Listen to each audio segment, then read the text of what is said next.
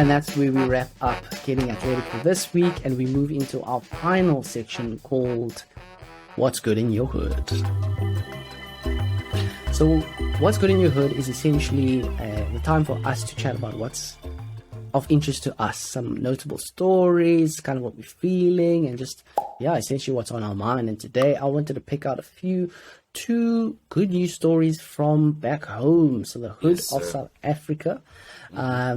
I came across a story where the South African petrol brand Engine has pledged an initial 2.5 million rand in support of sanitation appropriate for education, aka SAFE, which aims to eradicate pit latrines in schools across the country.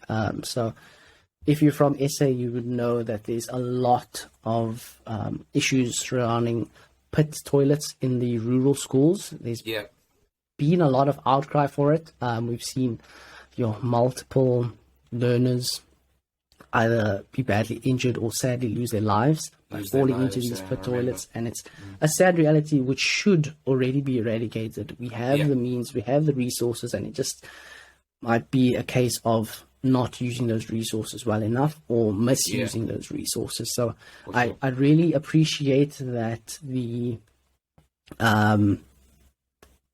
external businesses like Engine are getting involved. Private corporations. Exactly, that the private sector is getting their hands on dirty matters like that. Literally getting their hands dirty and getting involved, and we're seeing action being taking place. Big credit to Engine for looking to resolve this. We've put it at the hands and the feet of the government and said, guys, look, this is the reality that so many learners face, amongst other things.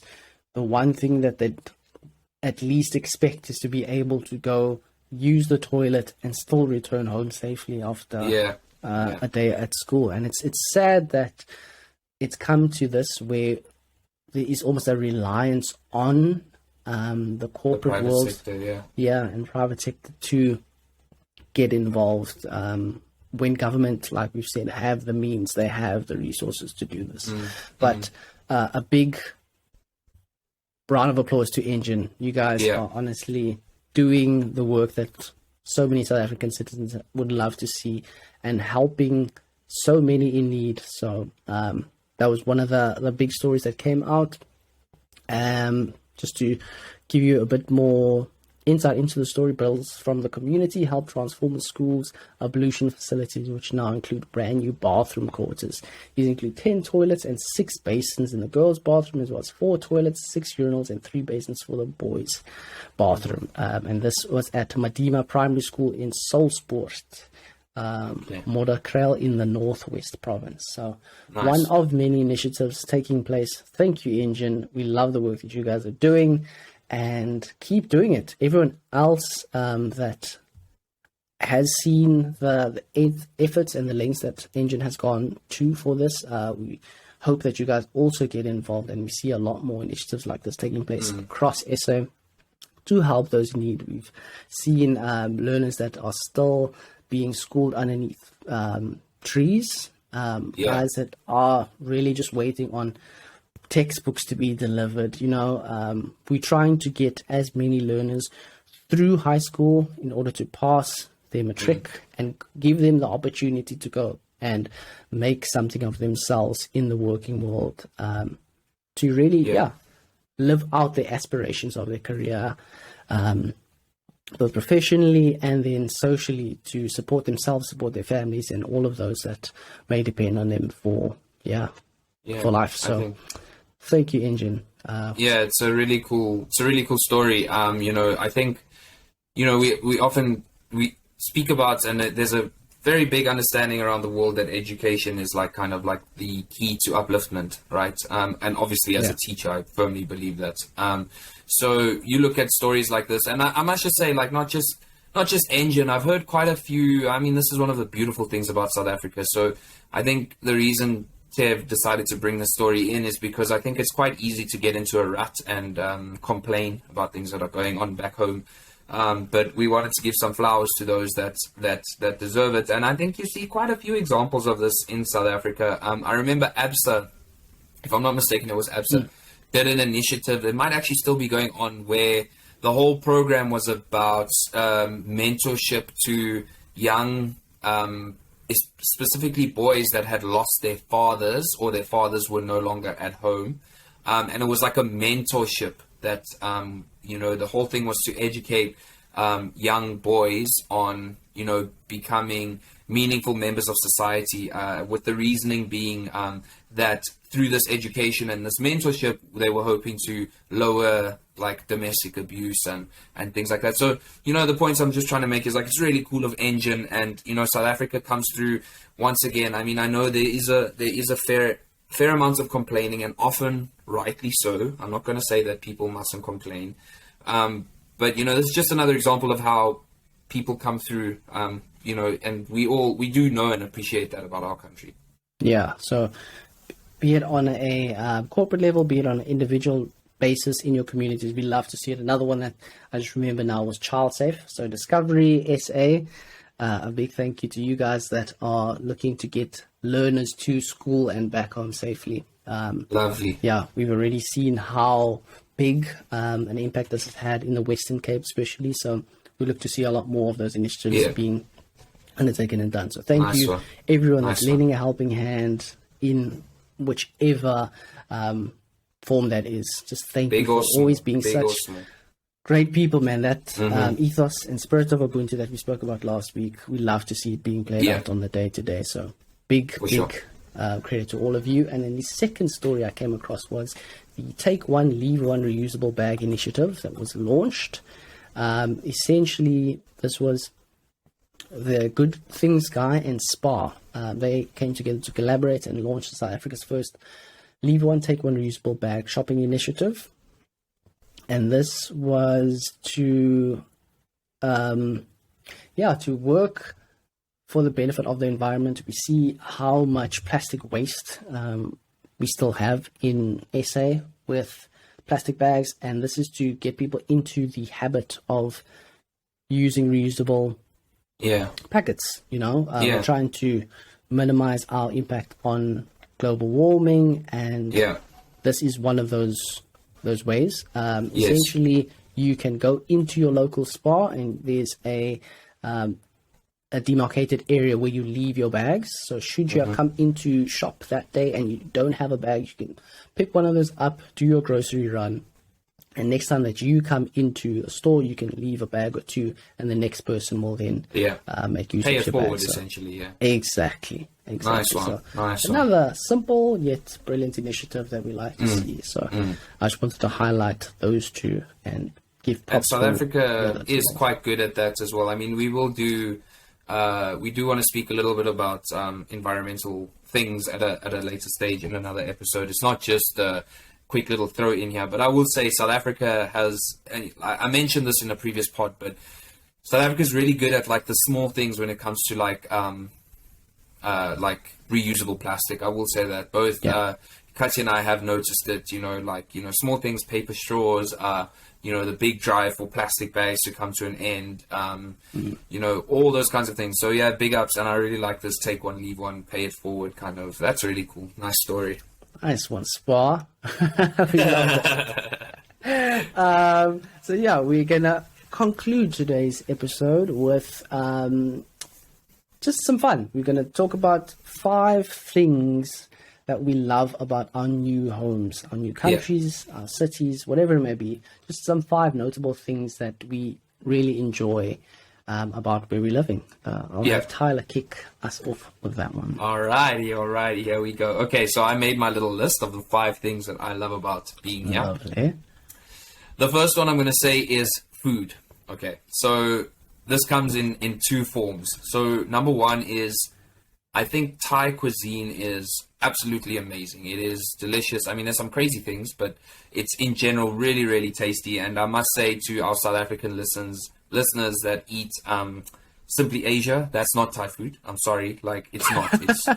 I'm sorry, like I'm not saying it's not nice. The 514s. Hey, I'm not saying it's not nice, but that's not Thai food. I'm dead honest with you. So from a terms of the local food that's here, it's absolutely phenomenal. But also like the international food that's here, like I'm finding like the food that I have access to is a lot broader. So like there's a lot more like, let's say, Dutch restaurants or like Swedish restaurants, and I'm not talking about IKEA, I mean like proper restaurants or proper Middle Eastern restaurants. And what's really cool is like those restaurants are owned and run by people from that country. So it's like the Indian food that you eat is from like a proper, you know, like, okay, Indian's a bad example based on South Africa, but like, let's say like Lebanese, like the Lebanese food that I eat here is like a proper like Lebanese guy that's cooking for me. So I'll say that the first thing on my list was food. The second thing is markets. It's just really, really nice markets here. It's like back home's flea markets, just kind of on steroids, man. Like the markets here are just so good, so vibrant, just so nice to go to. So that was my second one. The third one is just the nightlife here, especially in Bangkok.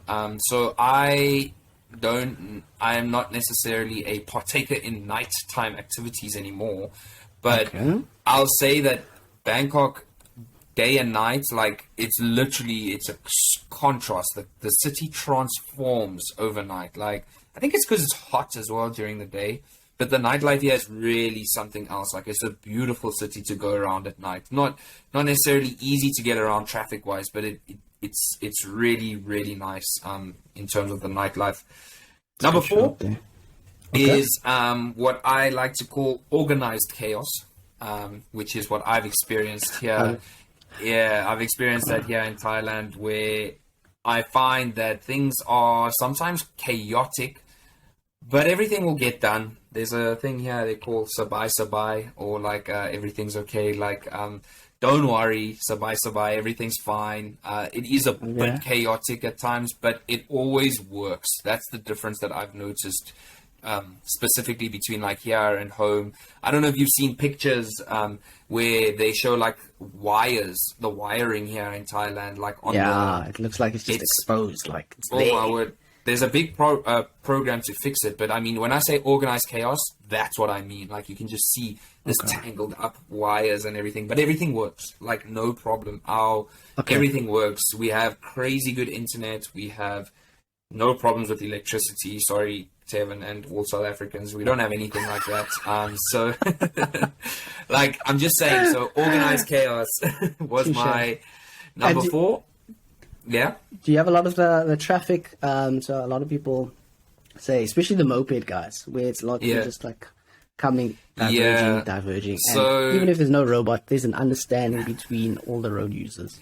Somehow. Yeah. So it was more, I noticed that a lot more in Vietnam than here. Here it's very busy, but here there is more, especially here in Bangkok, there's more traffic lights and stuff, but there is also an understanding where we all kind of, I drive a motorbike, so like we all kind of know more or less what to do without, it's not so complicated, like we know what to do, you know. So yeah, what you're saying is true. And then number 5, and this is crazy, I would say it is the contrast between the old and the new. I've never seen anything. So Thailand is ancient, right? It was also never really colonized.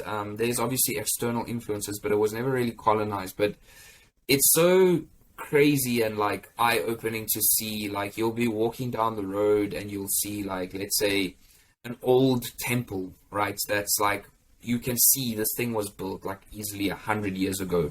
And it's old and it's still obviously beautiful, you know, and all these things. And then literally right next door is like a 7-Eleven or like a super cosmopolitan, like crazy new restaurant. And it's like, you see that all over the show, and not just in terms of the architecture. It's like you'll be walking and you'll maybe walk past like a monk who's doing his thing, walking barefoot, and they're busy offering, they're busy making offerings to him, you know, all that kind of thing. And then as you like walk past him and you look up, then you're like, oh, look, that's a weed shop. Or, oh, look, this is like a fancy massage place, if you know what I'm saying. Hint, hint, nudge, nudge. Yeah. It's not all over the show, but it's there.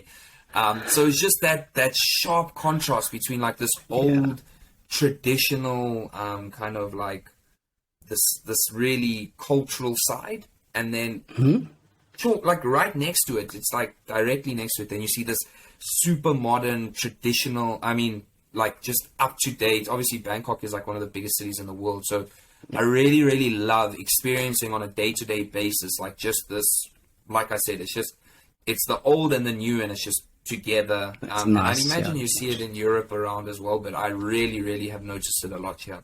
So those are my five. Really cool. It was food, markets, what did I say? Organized chaos. Yeah. What was number 4?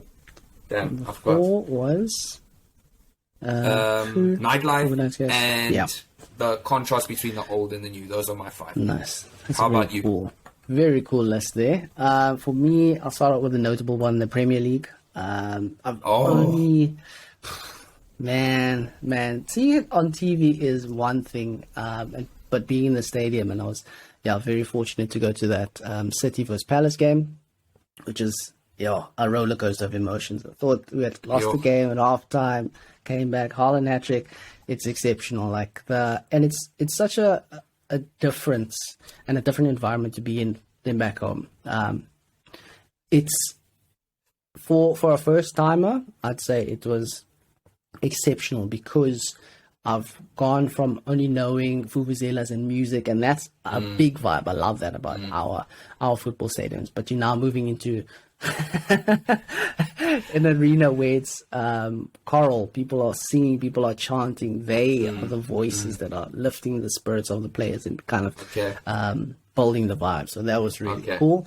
The second thing is music tours and concerts. Guys, World Tour starts here. This is part of World Tour. I know it's Justin Bieber World Tour is coming through. Lies. But now it's available, and it's available not once a year, not every 5 years. They're literally doing tours. Like, you can go and see your favorite artists nearly every week. As an example, around England and nearby in Europe. So that's a big positive. I think once we've moved out of the cold and the rainy weather, so once we back into summer, I'm going to get involved in a lot more concerts that are being held in the park, or if I'm going to the Royal Albert Hall, or festivals. So we went to a festival not too long after we came here, and it was awesome, man. It was really cool to have such big headliners at what Who did you see? Was promoted as a small gathering, man. It wasn't as hyped. So some acts were Jocelyn Brown. If you know soul and R&B, she was quite big in that area. There was Crazy P, who's also big in the disco scene. It was a disco festival, essentially. Nice. And Michael Gray, so you know The Weeknd. I can't wait for the weekend. Yeah, so he was one of the notable acts. It's not someone that we'd generally see back home, but for a small, intimate type of festival, that was really cool to see. Nice. That leads me into the third advantage is access to neighboring countries, so the European countries. Nice. I can take a flight out. I can go through the English Channel, and I thought the English Channel was one long tunnel that people drive into, not knowing that Eurorail, you park your car on the train and you're there within about. So from England to France, I watched a YouTube video and it said it's about between 30 minutes and 45 minutes. Wow. And then you're in France already. So that's mind blowing to me. I can't believe that that's even an option. And I mean, Dublin is a 45-minute flight. So that was amazing. And affordable, those flights? And Dublin especially. I love Dublin. Dublin. Irish people, you guys are amazing. Very homely. It felt like South Africa. Okay, so cool, man. It was South Africa, an extension of South Africa. So that was really nice. So access to neighboring countries. Fourth, very similar to you were the markets and thrift shops. So thrift shops are quite big here, and it's night and day when it comes to quality.